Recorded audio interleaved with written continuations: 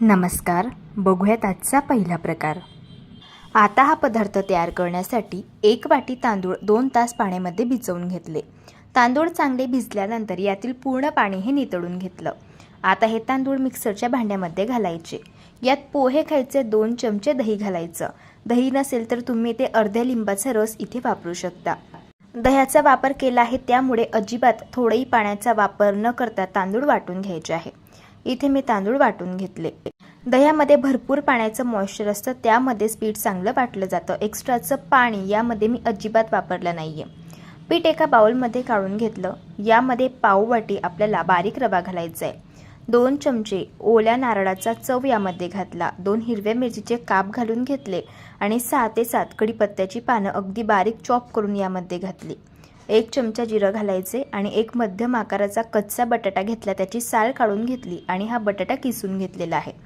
कच्च्या बटाट्याचा वापर केल्यामुळे हा पदार्थ खूप खुसखुशीत तयार होतो. यात चवीप्रमाणे मीठ घालायचे आणि हे सगळे जिन्नस आता आपल्याला चांगले मिक्स करून घ्यायचे आहे. इथे मी बॅटर छान मिक्स करून घेतलेला आहे. बॅटरची थिकनेस पाहून घ्या, या पद्धतीची आहे. आपल्याला यापेक्षा सैल बॅटर हवा आहे, त्यामुळे यात पाणी घालावं लागणार आहे. 1 वाटी मी यात पाणी घालत आहे. याच वाटीने आपण तांदूळ आणि रवा देखील मोजून घेतलेला होता. छान याला मिक्स करून घ्यायचे. आता तुम्ही या बॅटरची थिकनेस पाहून घ्या, या पद्धतीची आहे. असं आपल्याला सरसरीत हे बॅटर हवं आहे. आता कढईमध्ये 1 छोटा चमचा तेल घालायचं. तेल चांगलं गरम झाल्यावरती तयार करून घेतलेलं हे बॅटर कढईमध्ये ओतून घ्यायचं. ही स्टेप करताना लक्षात ठेवा, गॅसची फ्लेम अगदी स्लो असायला हवी. आता हे मिश्रण सतत मिक्स करत आपल्याला छान शिजवून घ्यायचं आहे. जोपर्यंत या मिश्रणाचा घट्टसर गोळा होत नाही आणि हे मिश्रण कढईपासून पूर्ण वेगळं होत नाही तोपर्यंत हे मिश्रण शिजवून घ्यायचं. साधारण 2 ते 3 मिनिटाच्या आतच हे मिश्रण छान घट्ट व्हायला सुरुवात होते, तुम्ही पाहू शकता. असंच याला मिक्स करत आपल्याला मस्त असं शिजवून घ्यायचं आहे. इथे मी हे मिश्रण शिजवून घेतलेलं आहे आणि सांगितल्याप्रमाणे पाहू शकता मिश्रणाचा मस्त घट्ट गोळा झालाय आणि हे मिश्रण पूर्ण कढईपासून वेगळं झालेलं आहे. गॅस बंद करायचा आहे आणि हे मिश्रण एका ताटामध्ये काढून घ्यायचे. मिश्रण हलकं थंड झाल्यावरती हाताने छान 3 ते 4 मिनिटं आपल्याला मस्त मळून घ्यायचं आहे. इथे आज आपण या मिश्रणापासून मेदूवडे तयार करत आहोत, तर त्यासाठी मिश्रण तयार झालेलं आहे. हाताला थोडंसं तेल लावून घ्यायचं आणि थोडासा मिश्रणाचा गोळा हातामध्ये घ्यायचा आहे. ज्या साईजचा तुम्हाला वडा बनवायचा असेल तेवढं मिश्रण हातामध्ये घ्यायचं. सुरुवातीला छान याला गोलाकार शेप द्यायचा, नंतर याला टिक्कीसारखं असं प्रेस करून घ्यायचे. आता या प्रकारे याला आपल्याला असं होल हे तयार करून घ्यायचे. याच पद्धतीने मी सगळे मेदू वडे हे तयार करून घेतलेले आहे. आता लगेच आपण हे वडे फ्राय करून घेऊया. वडे फ्राय करण्यासाठी तेल गरम करून घेतलं.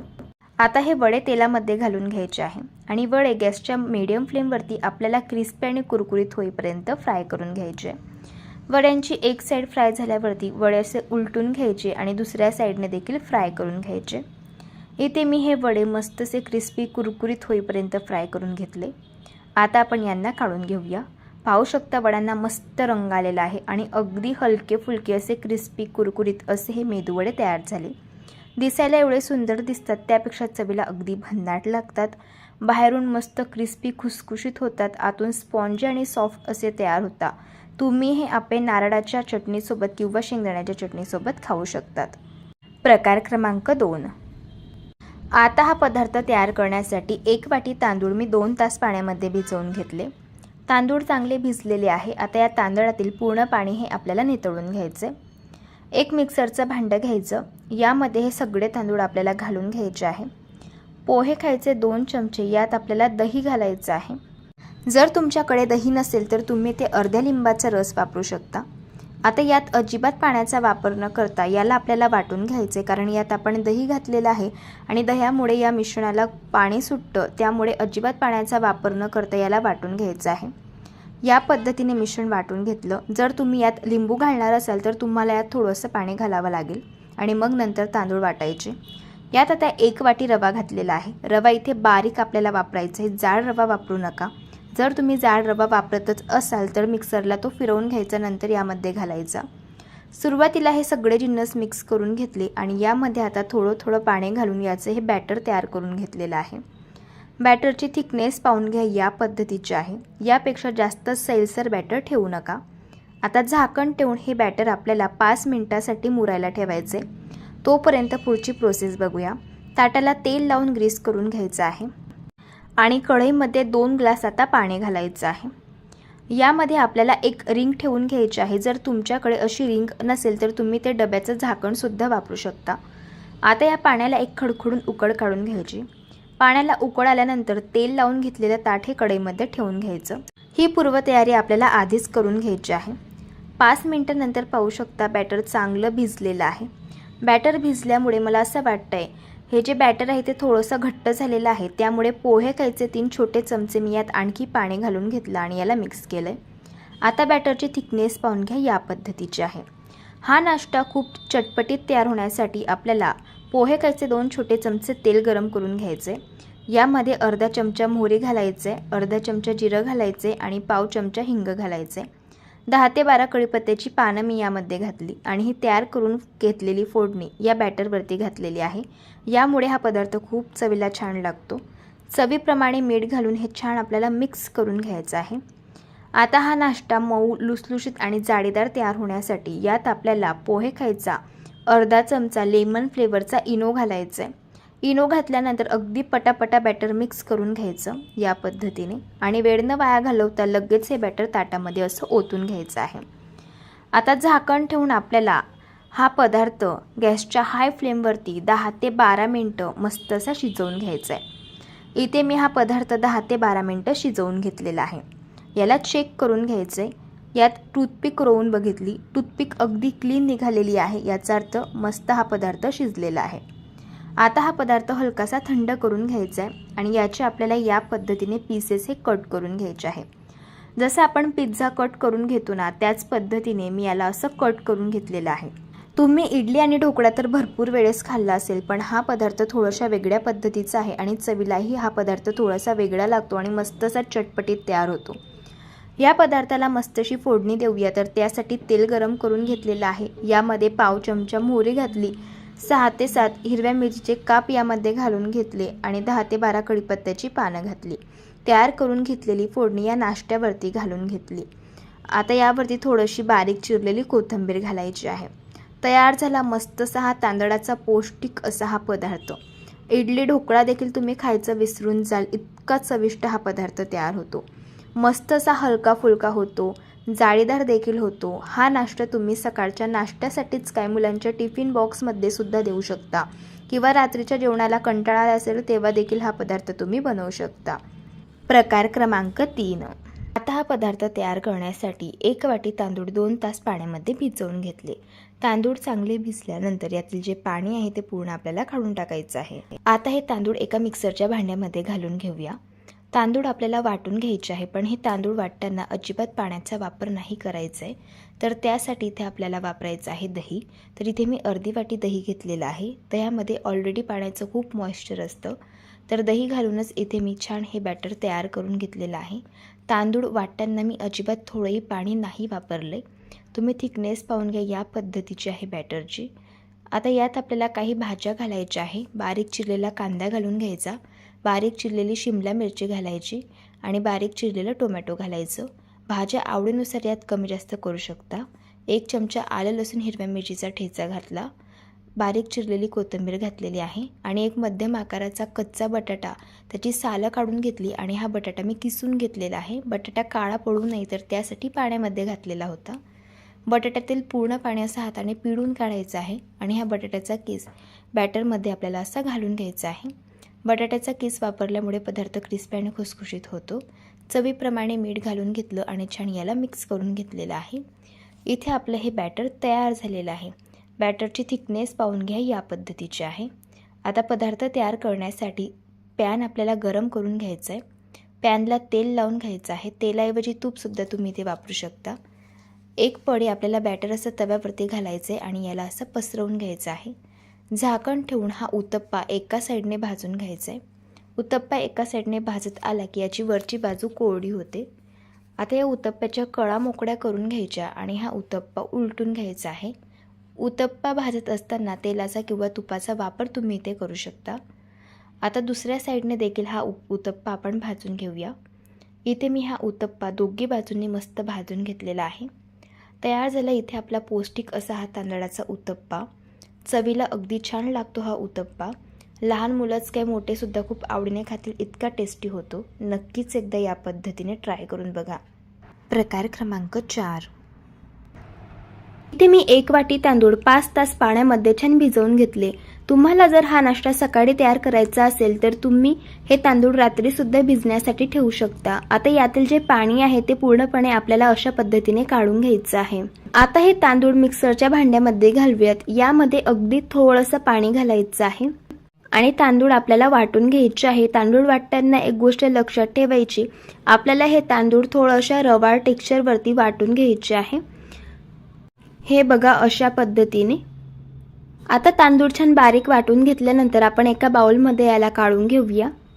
आता तुम्ही या बॅटरची थिकनेस बघून घ्या. अशा पद्धतीचे आपल्याला ठेवायचे आहे. हे तांदूळ बारीक करताना कमीत कमी पाण्याचा वापर करून आपल्याला तांदूळ बारीक करून घ्यायचे आहे, कारण यामध्ये आपण गुळ घालणार आहोत. गुळाला पाणी सुटतं, त्यामुळे हे बॅटर आणखी सैल होतं. आता यामध्ये 1 कप किसून घेतलेला गुळ घालायचा आहे. आता यामध्ये आपल्याला 1 कप ओल्या नारळाचा चव घालायचा आहे. इथे मी 4 चमचे ओल्या नारळाचे काप यामध्ये घातलेले आहे. असं नारळाचे काप घातल्यामुळे जेव्हा हा पदार्थ आपण खातो तेव्हा हे काप दाताखाली येतात, तेव्हा चवीला हा पदार्थ खूप छान लागतो. आता हे मिश्रण आपल्याला छान मिक्स करून घ्यायचं आहे. मिक्स करून घेतल्यानंतर तुम्ही बघू शकतात हे मिश्रण थोडंसं सैल झालेलं आहे, कारण आपण यामध्ये गूळ घातलेला आहे. आता यामध्ये आपल्याला पाव चमचा वेलची पावडर घालून घ्यायची आहे आणि अगदी चिमूटभर यामध्ये मीठ घालायचं आणि छान याला मिक्स करून घ्यायचं. झाकण ठेवून 5 मिनिटांसाठी हे मिश्रण आपल्याला मुरण्यासाठी ठेवायचे. 5 मिनिटांनंतर बघू शकतात इथे आपलं बॅटर छान तयार झालेलं आहे. पुन्हा याला थोडंसं मिक्स करून घ्यायचं. आता यामध्ये आपल्याला पाव चमचा बेकिंग सोडा घालायचा आहे आणि हे मिश्रण आपल्याला छान असं मिक्स करून घ्यायचं आहे. बेकिंग सोडा घातल्यामुळे हा पदार्थ अगदी छान हलका फुलका तयार होतो. आता लगेच यापासून आपण पदार्थ तयार करायला घेऊया. इथे आज आपण गोड आप्पे तयार करणार आहोत. या आप्प्यांना यल्लाप्पे असं म्हटलं जातं. त्यासाठी इथे मी आप्पे पात्र छान गरम करून घेतलं आणि यामध्ये आपल्याला तूप घालून घ्यायचं आहे. तूप छान गरम झालं. आता यामध्ये आपल्याला तयार करून घेतलेलं हे बॅटर घालून घ्यायचं आहे. हे बॅटर घालताना थोडंशी आपल्याला या आप्पे मोल्डमध्ये जागा ठेवायची आहे, कारण हे फुलतात त्यामुळे. आता यावरती झाकण ठेवून आपल्याला हे आप्पे एका साईडनं छान क्रिस्पी आणि कुरकुरीत होईपर्यंत भाजून घ्यायचे आहे. इथे मी हे आप्पे छान भाजून घेतले. तुम्ही बघू शकतात आप्पे मस्त टम्म फुगलेले आहे. आता आपण यांना पलटी करून घेऊया. तुम्ही बघू शकतात एका साईडने या आप्प्यांना रंग देखील खूप सुरेख आलेला आहे आणि हे आप्पे मस्तसे क्रिस्पी आणि कुरकुरीत असे तयार झालेले आहे. आता या आप्प्यांची दुसरी साईड देखील आपल्याला अशाच पद्धतीने भाजून घ्यायची आहे. इथे मी आप्पे मस्त भाजून घेतले. आता आपण यांना काढून घेऊया. तयार झाले. इथे आपले यल्लाप्पे चवीला अप्रतिम लागतात आणि अगदी मस्त तयार होतात. हे आप्पे दिसायला तर एवढे सुंदर दिसतात, त्यापेक्षा चवीला तर अप्रतिम लागतात आणि अगदी मस्त तयार होतात. आतून मस्त असे जाळीदार स्पंज आणि सॉफ्ट असे हे आप्पे तयार झालेले आहे. अशा पद्धतीने तुम्ही एकदा ट्राय करून बघा. प्रकार क्रमांक 5. आता हा ढोकळा तयार करण्यासाठी 1 वाटी तांदूळ घ्यायचे आहे. अर्धी वाटी चण्याची डाळ यामध्ये घालून घ्यायची. पाव वाटी मुगाची डाळ घालायची आणि पाव वाटी मसूरची डाळ घालून घ्यायची. पाणी घालून 2 ते 3 वेळेस डाळ तांदूळ स्वच्छ धुवून घ्यायचे.